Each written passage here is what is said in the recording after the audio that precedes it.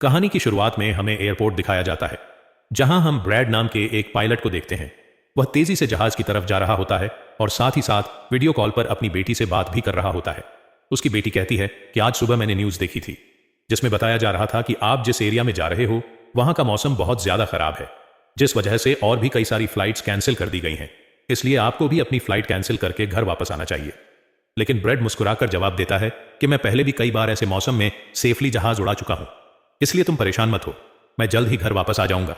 यह सुनकर उसकी बेटी खुश हो जाती है और कॉल काट देती है। उसके बाद ब्रैड जहाज के केबिन में आकर को पायलट से मिलता है। को पायलट थोड़ा सा नर्वस था क्योंकि आज वह पहली बार फ्लाइट उड़ाने वाला था। तभी एक एयर होस्टेस आकर ब्रैड को बाहर बुलाती है, जहां एक पुलिस अफसर ब्रैड को बताता है कि इमरजेंसी की वजह से तुम्हें एक कातिल को अपने साथ ले जाना पड़ेगा, जिसका नाम टोनी है। टोनी एक बहुत ही ताकतवर और खतरनाक इंसान है, जिस पर मर्डर का केस है और अब इसे जहाज के जरिए दूसरी कंट्री ले जाकर उम्र भर कैद के लिए जेल में डाला जाएगा। वो पुलिस अफसर ब्रैड से कहता है कि यह जिम्मेदारी हम तुम्हें इसलिए दे रहे हैं क्योंकि तुम एक काबिल और समझदार पायलट हो। ब्रैड मान जाता है और टोनी को सबसे लास्ट वाली सीट्स में बिठा देता है ताकि बाकी पैसेंजर्स को कोई परेशानी ना हो। उसके बाद सभी पैसेंजर्स अपने सीट्स पर बैठ जाते हैं और ब्रैड जहाज के स्टाफ के पास आकर कंफर्म कर लेता है कि सभी पैसेंजर्स आ गए हैं, जिसके बाद जहाज टेक ऑन ऑफ कर लेती है। ऊंचाई पर पहुंचने के बाद ब्रैड जहाज को ऑटो पायलट पर लगाकर को पायलट के साथ अपनी फैमिली के बारे में बातें करने लगता है। ब्रैड को पायलट को मोबाइल में अपनी बेटी की फोटो दिखाता है और कहता है कि मैं अपनी बेटी से बहुत प्यार करता हूं और हमारा इस दुनिया में एक दूसरे के अलावा और कोई भी नहीं है। दूसरी तरफ जहाज में बैठे पैसेंजर्स सफर को एंजॉय कर रहे होते हैं, लेकिन उन्हें पता नहीं था कि कुछ देर बाद उनके साथ बहुत ही बुरा होने वाला है। केबिन में बैठे दोनों पायलट्स भी खुश थे और जहाज भी नॉर्मल तरीके से फ्लाई कर रहा था, लेकिन तभी अचानक मौसम खराब हो गया और जहाज हल्के से झटके लेने लगा, जिस वजह से ब्रैड परेशान हो जाता है क्योंकि उसे कुछ ठीक नहीं लग रहा था। वह सभी मुसाफिरों को सीट बेल्ट बांधने के लिए अनाउंस करता है और रेडियो के जरिए वह कंट्रोल टावर से बात करने की कोशिश करता है, पर उसकी बात नहीं हो पाती क्योंकि मौसम खराब होने की वजह से यहां के सारे रेडियोज काम करना बंद कर देते हैं। तभी अचानक बिजली का तेज झटका प्लेन से आकर लगता है, जिस वजह से प्लेन जोर जोर से झटके लेने लगता है। ब्रैड पैसेंजर्स का हाल देखने के लिए केबिन से बाहर जाता है। पैसेंजर्स को देखकर ब्रैड को थोड़ा बहुत सुकून मिल जाता है क्योंकि सभी पैसेंजर्स सेफ थे, पर यहां अब धीरे धीरे लाइट बंद होती जा रही थी और तभी प्लेन को कई और झटके लगते हैं, जिससे ब्रैड का सिर सामने छत से टकराकर नीचे गिर जाता है और उसके माथे पर चोट लग जाती है। इस सूरत हाल को देखते हुए सभी पैसेंजर्स की हालत खराब होने लगी थी। ब्रैड जल्दी से वापस केबिन में आकर अपने साथी के साथ मिलकर प्लेन को संभालने में लग जाता है। यह उनके लिए काफी मुश्किल टाइम था। मौसम खराब होने की वजह से उन्हें आगे कुछ भी नहीं दिखाई दे रहा था। ब्रैड कहता है कि हमें प्लेन को नीचे लाना होगा क्योंकि अगर प्लेन को एक और झटका लगा तो प्लेन तबाह हो सकता है। यह लोग फौरन जहाज का अल्टीट्यूड कम करने लगते हैं और जहाज तेजी से नीचे की तरफ जाने लगता है। जहाज के अंदर मौजूद पैसेंजर्स काफी ज्यादा डरे हुए थे। तभी क्रिमिनल टोनी के साथ जो पुलिस अफसर आया होता है, उसके हाथ से मोबाइल छूट जाता है। वो अपने मोबाइल फोन को उठाने के लिए अपना सीट बेल्ट खोल लेता है, जिसकी मदद करने के लिए एक एयर होस्टेस भी अपना सीट बेल्ट खोलकर आगे आती है। अब क्योंकि प्लेन तेजी से नीचे की तरफ जा रहा था, जिस वजह से उनका सीट बेल्ट खुलते ही यह दोनों तेजी से ऊपर छत से टकरा जाते हैं। यह दोनों इतनी तेजी से छत से टकराते हैं कि उनकी तुरंत मौत हो जाती है। इतने में जहाज काफी कम अल्टीट्यूड पर आ जाता है और किसी तरह करके यह दोनों पायलट जहाज को कंट्रोल कर लेते हैं। लेकिन अब जहाज में ज्यादा पावर नहीं बची होती, इसलिए ब्रैड जहाज को एयरपोर्ट तक नहीं पहुंचा सकता था, जिस वजह से ब्रैड जहाज को नीचे लाकर समंदर में क्रैश लैंड करने का सोचता है। लेकिन तभी यह दोनों कुछ दूर एक आइलैंड देख लेते हैं, जिसके बाद ब्रैड जहाज की डायरेक्शन आइलैंड की तरफ कर लेता है और आइलैंड पर लैंड करने का फैसला करता है। कई मुश्किलों के बाद ब्रैड इस आइलैंड पर मौजूद एक रोड पर फाइनली इमरजेंसी लैंड कर लेता है। लकीली इस इमरजेंसी लैंडिंग में सभी पैसेंजर्स सही सलामत होते हैं और किसी को भी चोट नहीं आती। तभी जहाज में पीछे शॉर्ट सर्किट होता है, जिसे देखकर ब्रैड खुश हो जाता है क्योंकि जहाज में अभी भी थोड़ी बहुत बिजली बची हुई थी।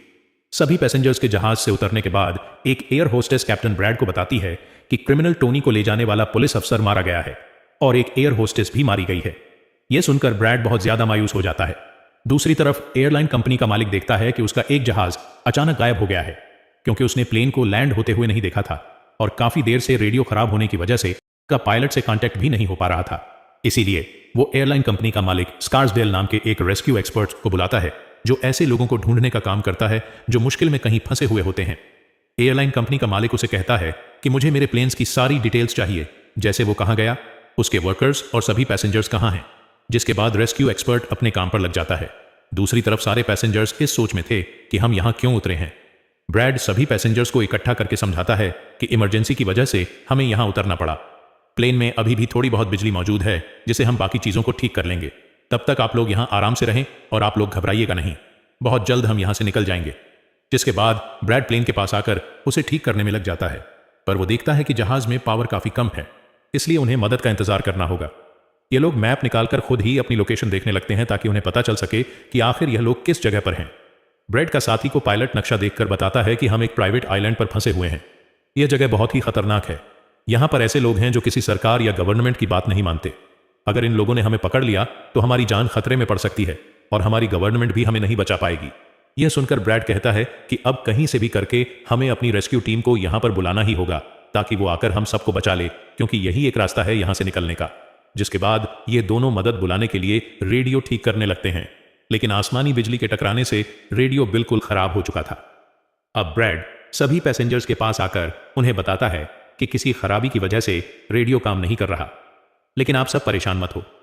ब्रैड उन्हें तसल्ली देता है कि हम आइलैंड के दूसरी साइड पर जाकर रेडियो को ढूंढेंगे और कंट्रोल टावर को अपनी लोकेशन बताकर रेस्क्यू टीम को यहां पर भेजने के लिए कहेंगे, जो आकर आप सब लोगों को बचा लेंगे।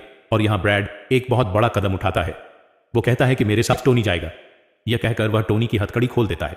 यहां ब्रैड जहाज के कोपायलट से कहता है कि तुम जहाज की पावर को रिपेयर करने के काम पर लग जाओ। मैं जल्द ही किसी भी कॉन्टैक्ट के जरिए रेस्क्यू टीम को यहां तक लाने की कोशिश करूंगा। जिसके बाद टोनी और ब्रैड रेडियो ढूंढने के लिए जंगल की तरफ निकल पड़ते हैं। रास्ते में टोनी ब्रैड को उस पर भरोसा करने के लिए थैंक्स कहता है। अब हम इस आइलैंड पर रहने वाले आतंकवादी ग्रुप को देखते हैं, जिनके पास एक आदमी दौड़ कर आता है और वह आदमी उस ग्रुप के लीडर को बताता है कि यहाँ आइलैंड पर एक प्लेन आकर रुका है इमरजेंसी की वजह से और उसके अंदर बहुत सारे लोग हैं जो अलग अलग कंट्रीज से हैं। यह सुनकर ग्रुप का लीडर उस आदमी को कुछ पैसे देता है और ग्रुप का लीडर अपनी टीम से तैयार होने को कहता है। आइलैंड के जंगल में ब्रैड और टोनी आगे बढ़ रहे होते हैं। टोनी ब्रैड से पूछता है कि तुमने मुझे आज़ाद क्यों किया और अब मुझे कहाँ लेकर जा रहे हो। तब ब्रैड उसे कहता है, क्योंकि मैं तुम्हारी वजह से सबको खतरे में नहीं डाल सकता और यहाँ एक खतरनाक आतंकवादी ग्रुप है जिसका मेरे साथ मिलकर तुम्हें सामना करना है। तब टोनी ब्रैड से कहता है कि मैं एक मिलिट्री बैकग्राउंड से हूं और मैं यूएस मिलिट्री में कई साल ड्यूटी कर चुका हूं। कुछ ही देर में पीछे से टोनी की आवाज आनी बंद हो जाती है। जब ब्रैड पीछे मुड़कर देखता है तो टोनी वहां नहीं था। वह ब्रैड से अपनी जान छुड़ाकर भाग चुका था और अब ब्रैड अकेले ही जंगल में आगे निकल पड़ता है। जंगल में आगे बढ़ते हुए ब्रैड एक खाली पड़ी फैक्ट्री में जाता है जहां वो एक टेलीफोन को ढूंढ लेता है, लेकिन वह पुराने जमाने का टेलीफोन खराब पड़ा हुआ था। जिसके बाद ब्रैड साइड पर लगे उस टेलीफोन के तार जोड़ने लगता है और टेलीफोन काम करने लग जाता है। ब्रैड जल्दी से कंपनी के हेल्पलाइन पर कॉल करता है। ब्रैड हेल्पलाइन को अपनी लोकेशन और सब कुछ बता देता है, लेकिन लाइन में कोई गड़बड़ी होने की वजह से सामने वाले इंसान तक उसकी आवाज ठीक से नहीं पहुंच रही होती, जिस वजह से हेल्पलाइन वाले ब्रैड की कॉल काट लेते हैं। तब ब्रैड को एक आइडिया आता है। वह अपनी बेटी को कॉल करता है और उसे अपनी लोकेशन और बाकी सारी चीजें एक पेपर पर लिखकर उसके ऑफिस तक पहुंचाने को कहता है। तभी बातचीत के दौरान पीछे से एक आदमी आकर ब्रैड पर हमला कर देता है, लेकिन ब्रैड उसे काफी मुश्किल से काबू कर लेता है और उस आदमी को मार मार कर बेहोश कर देता है। तभी ब्रैड को महसूस होता है कि एक और आदमी इस कमरे में आ रहा है, इसीलिए जल्दी से वह छिप जाता है। पर वह आदमी कोई और नहीं बल्कि टोनी था, जिसने बहुत सारे गुंडों को मारकर उनके हथियार ले लिए थे और वह ब्रैड को आवाज देता है कि डरो मत, बाहर निकलो। फिर जब ब्रैड सामने आता है तो टोनी ब्रैड को एक बंदूक पकड़ा देता है उसकी हिफाजत के लिए।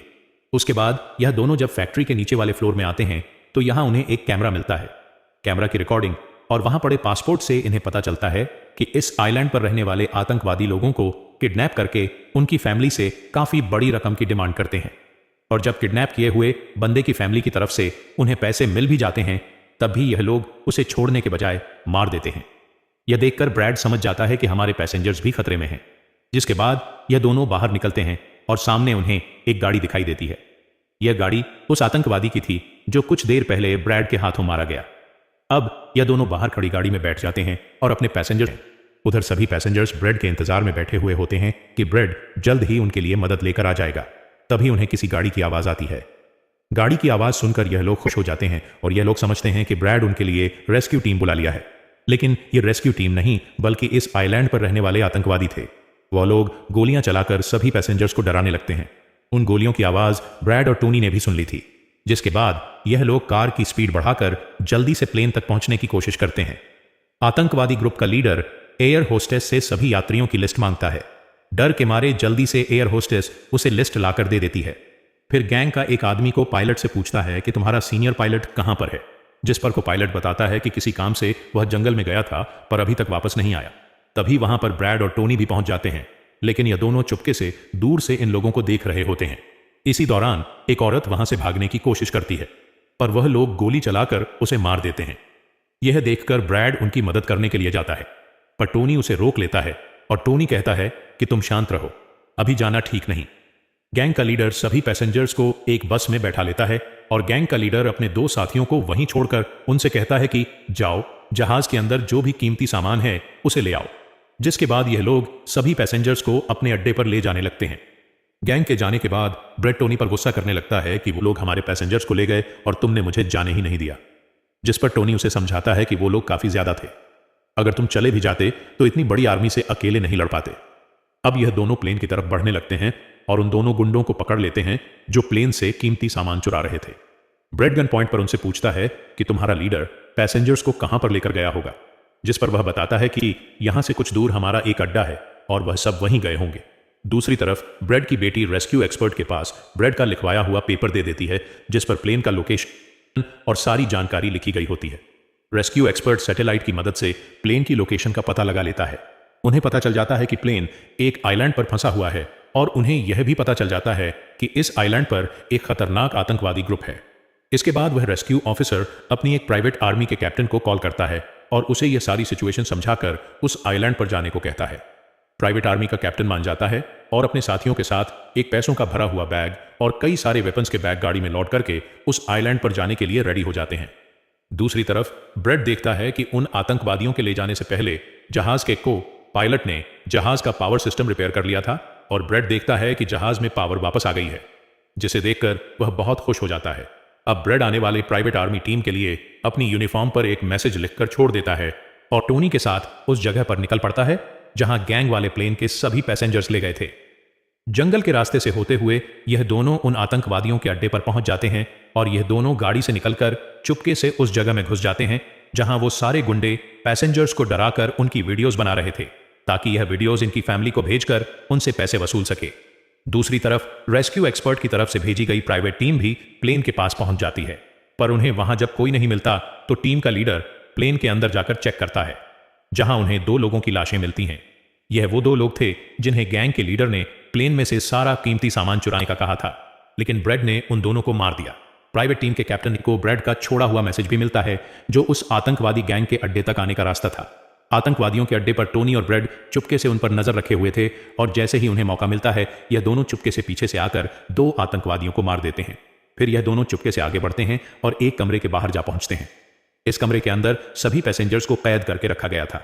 अब ब्रेड इन लोगों को छुड़ाना तो चाहता था, पर वहां बहुत सारे गार्ड्स पहरा दे रहे थे और ब्रेड के पास दरवाजे का ताला खोलने की चाबी भी नहीं थी। इसके बाद यह दोनों एक एक करके उन गार्ड्स को मार गिराते हैं और टोनी तो हथौड़ा उठाकर कई सारे गार्ड्स को हथौड़े से मार देता है। यहां ब्रेड एक गार्ड से चाबी लेकर उन पैसेंजर्स को कमरे से आजाद कर देता है। वो उनसे कहता है कि जल्दी से उसी बस में बैठ जाओ जिसमें तुम सबको आतंकवादियों ने यहां लाया था, और वह सभी जल्दी से उस बस में जाकर बैठ जाते हैं। तभी टोनी ब्रेड के पास आकर बताता है कि यहां से गाड़ी के जरिए बाहर निकलने का सिर्फ एक ही रास्ता है, मगर वहां कई सारे गुंडे बंदूक लिए खड़े हैं जो हमें देखते ही हम पर गोलियां बरसाना शुरू कर देंगे। जब ब्रेड पैसेंजर्स की तरफ देखता है तो वह सभी बहुत ज्यादा डरे हुए होते हैं। अब यहां ब्रेड अपनी जान को खतरे में डालते हुए एक फैसला करता है और टोनी से कहता है कि मैं वहां पर मौजूद सभी आतंकवादियों का ध्यान भटकाऊंगा और तुम मौके का फायदा उठाते हुए सभी पैसेंजर्स को यहां से ले जाना। अब पहले तो टोनी ब्रेड को ऐसा करने से मना करता है। वो कहता है कि ऐसा करने से वह लोग तुम्हें मार देंगे, लेकिन ब्रेड कहता है कि इसके अलावा हमारे पास और कोई दूसरा रास्ता नहीं है। यह सुनकर टोनी मान जाता है। ब्रेड वहां से निकलकर आतंकवादियों के पास आता है। वहां ब्रेड गैंग के लीडर से बात करता है कि मैंने हेल्प के लिए इन्फॉर्म कर दिया है, जल्द ही यहां पर रेस्क्यू टीम आ जाएगी, इसलिए सभी पैसेंजर्स को यहां से जाने दो। यह सुनकर सभी गैंग वाले ब्रेड पर हंस पड़ते हैं और ब्रेड को पीटने लग जाते हैं। गैंग का हेड कहता है कि ऐसे कैसे छोड़ दूं, पैसों के बिना मैं किसी को नहीं छोड़ता। और अब जैसे ही यह लोग ब्रेड को मारने वाले होते हैं तभी वहां पर प्राइवेट रेस्क्यू टीम पहुंचकर आतंकवादियों पर हमला कर देती है और काफी देर तक गोलीबारी करने के बाद गैंग के कई सारे लोगों को मारकर वो ब्रेड को छुड़ा लेते हैं और ब्रेड को बस में उठाकर यहां से निकल जाते हैं। यहां गैंग का लीडर देखता है कि उसके कई सारे साथियों के साथ उसका छोटा भाई भी मारा गया। यह देखकर वह बहुत ज्यादा गुस्सा हो जाता है और कसम उठाकर कहता है कि वो इन लोगों में से एक को भी नहीं छोड़ेगा और सभी को चुंच कर मारेगा। इसके बाद वह अपनी टीम से कहता है कि जल्दी से तैयारी कर लो, हम जल्द ही इन लोगों को मारने के लिए निकलेंगे। बस में प्राइवेट टीम का कैप्टन सभी को बताता है कि हम बस 5 लोगों की छोटी सी एक प्राइवेट टीम है जो बस तुम्हें यहां बचाने के मिशन पर आए हैं और हम कोई रेस्क्यू टीम नहीं है। रेस्क्यू टीम को यहां आने में कुछ टाइम और लगेगा। यह सुनकर ब्रैड घबरा जाता है और कहता है कि हमारे पास टाइम नहीं है क्योंकि गैंग वाले जल्द ही हमारे पीछे आएंगे और हमें देखते ही मार डालेंगे। पर मेरे पास एक आइडिया है। जहाज के पास पहुंचते ही ब्रैड सभी पैसेंजर्स से कहता है कि जहाज में पावर वापस आ चुकी है, यानी अब जहाज स्टार्ट हो जाएगा और हम लोग फौरन यहां से निकल जाएंगे। इसलिए आप सब लोग जल्दी से जहाज में बैठ जाओ क्योंकि हम रेस्क्यू टीम का इंतजार नहीं कर सकते। उन्हें यहां आने में वक्त लगेगा और अगर हम यहां रुके तो उन आतंकवादियों के हाथों मारे जाएंगे। यह सुनकर सारे लोग प्लेन में बैठ जाते हैं जबकि ब्रैड प्लेन की तमाम चेकिंग करने में लग जाता है और प्राइवेट टीम के लोग पहले से आने वाले खतरे के लिए तैयार बैठ जाते हैं। तभी अचानक वो आतंकवादी ग्रुप आकर उन पर हमला कर देता है, जिन्हें देखकर प्राइवेट टीम उन्हें रोकने में लग जाती है और यहां दोनों तरफ से काफी गोलीबारी होती है। पर इस प्राइवेट टीम के पास काफी अच्छी गन्स थी जिस वजह से वह बहुत सारे गुंडों को मार देते हैं। ब्रैड जल्दी से प्राइवेट टीम के लीडर को बताता है कि मैं अगले 5 मिनट बाद जहाज को स्टार्ट करने वाला हूं और तुम सब भी जल्दी से जहाज में चढ़ जाना। इसके बाद ब्रैड टोनी के पास जाता है और उसका शुक्रिया अदा करता है कि तुमने मेरे इतने मुश्किल वक्त में साथ दिया। ब्रैड खुद को गोलियों से बचाते हुए अंदर जहाज में आकर अपने केबिन में बैठ जाता है और अपने साथी को पायलट के साथ मिलकर प्लेन को स्टार्ट करने में लग जाता है। उधर टोनी के पास गोलियां खत्म हो जाती हैं और जब वह बुलेट्स ढूंढने के लिए प्राइवेट टीम का बैग चेक करता है तो उसे वहां पैसों से भरा हुआ एक बैग मिलता है। लेकिन इस वक्त टोनी पैसों को छोड़कर दूसरी बैग से गोलियां निकालकर दोबारा आतंकवादियों से लड़ने लगता है। यहां तब तक ब्रैड भी प्लेन को राइट साइड पर घुमा देता है। अब प्राइवेट टीम के सोल्जर्स भी एक एक करके जहाज में चढ़ने लगते हैं और टोनी उन्हें कवर फायर देता है। पावर आने की वजह से रेडियो भी काम करने लग जाता है। अब ब्रैड को प्लेन कंपनी का मालिक बताता है कि मैं तुम्हें कोई सुरक्षित जगह बता दूंगा जहां तुम जा सकते हो। अब सभी लोग जहाज में चढ़ जाते हैं पर टोनी नहीं चढ़ता। वह पैसों से भरा बैग लेकर वहां से भागने लगता है क्योंकि अगर वह इनके साथ प्लेन में वापस गया तो पुलिस वाले उसे फिर से पकड़कर जेल में डाल देंगे। गैंग का लीडर अपने साथियों को मरता हुआ देखकर गुस्से से पागल हो जाता है।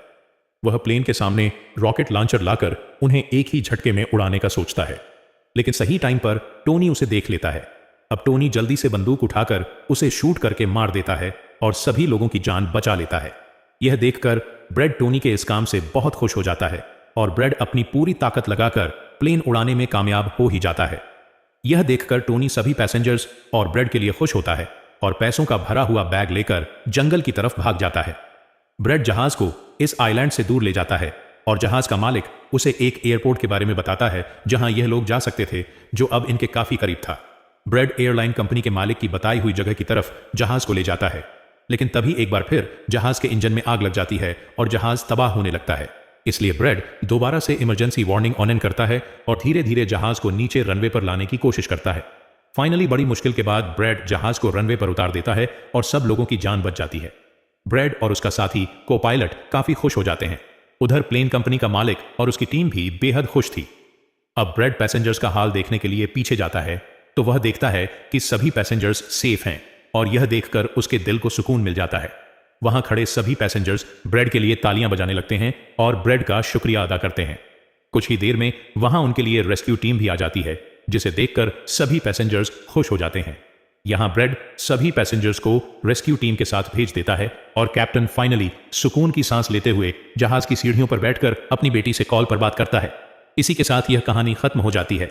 अगर आपको वीडियो अच्छी लगी हो तो हमारे चैनल को सब्सक्राइब और वीडियो को लाइक जरूर कीजिएगा।